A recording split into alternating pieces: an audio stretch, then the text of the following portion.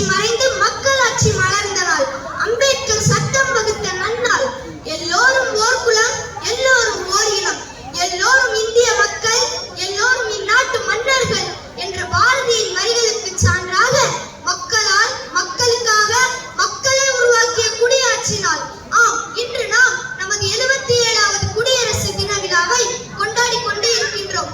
100 ஆண்டுகளுக்கு மேலாக போராடி 1947 நாம் ஆங்கிலேயர்களிடமிருந்து விடுதலை பெற்றோம்.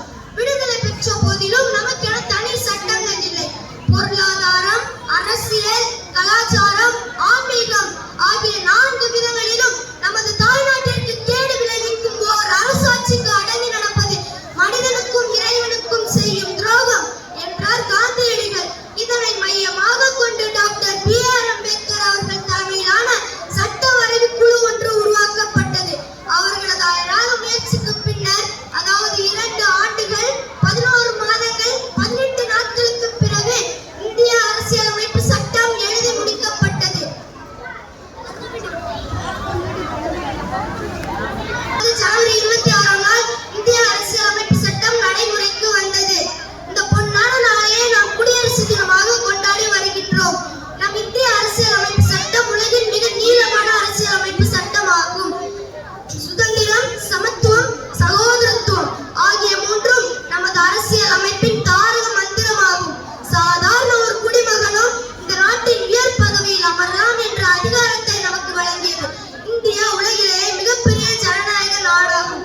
30 கோடி முகமுடையால், உயிர் மொயம்புற ஒன்றுடையால், செப்பு மொழி 18 உடையால், எனில் சிந்தனை ஒன்றுடையால் என்ற பாரதியின் வரிகளுக்கு சான்றாக இந்தியா வேற்றுமையில் ஒற்றுமை கண்ட நாடு. பல மொழிகள், பல மதங்கள் இருந்தாலும் நாம் அனைவரும் இந்தியர் என்ற உணர்வோடு ஒன்றிணைந்து வாழ்ந்து வருகின்றோம்.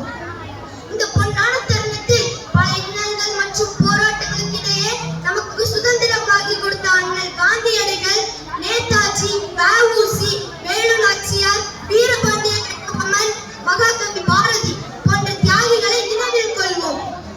எண்ணங்களில் சுதந்திரமும் நினைவுகளில் வரலாறும் நிறைந்திருக்கும் இந்த தருணத்தில் நமது நாட்டு சட்டங்களை மதித்து நடப்போம் என்றும், தூய்மையான மற்றும் வலிமையான இந்தியாவை உருவாக்க உதவுவோம் என்றும் உறுதிமொழியை ஏற்போம். உதிரம் சிந்த பெற்றது நம் சுதந்திரம். ஆகவே உயிராய் காப்போம் நம் தாய் திருநாட்டை. பல சாதனைகள் புரிந்து நமது பாரத தாயின் புகழை உலகறிய செய்வோம் என்று கூறி என்னுடைய நிறைவு செய்கிறேன். நன்றி, வணக்கம்.